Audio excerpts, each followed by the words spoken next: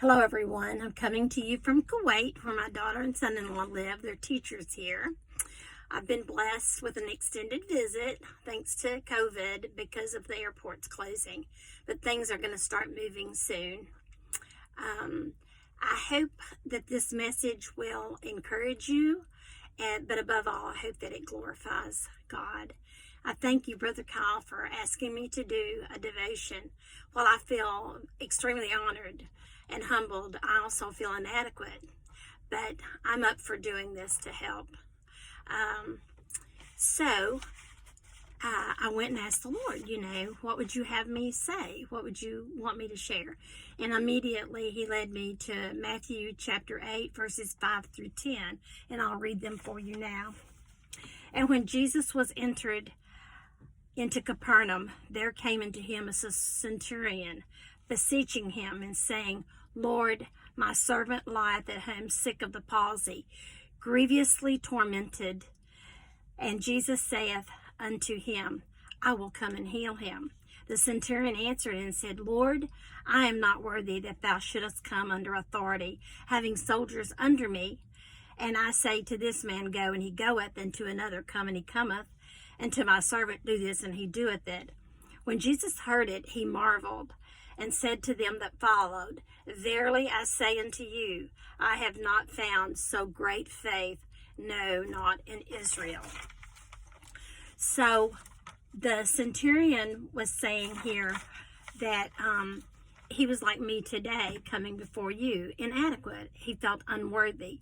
And he said that to Jesus, that he was unworthy that he should come under his roof.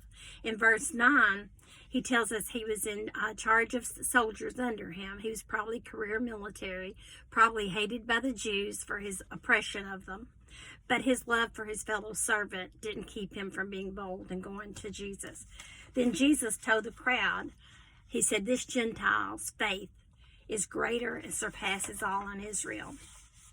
So I feel right now our faith is very important, especially now as believers, that the world is watching us. The world is watching me as a believer.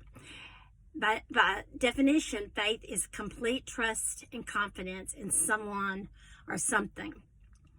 So as believers, our confidence is in Christ Jesus. The centurion asked Jesus to come, and Jesus says, I will. I'll come and I'll heal him. He not only asked boldly, but he believed. So right now, I believe our world is paralyzed, like the servant in verse 6. Paralyzed and tormented.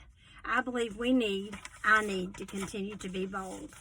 I don't need to bold in my faith. I do not need to let anything discourage me from my confidence in the Lord.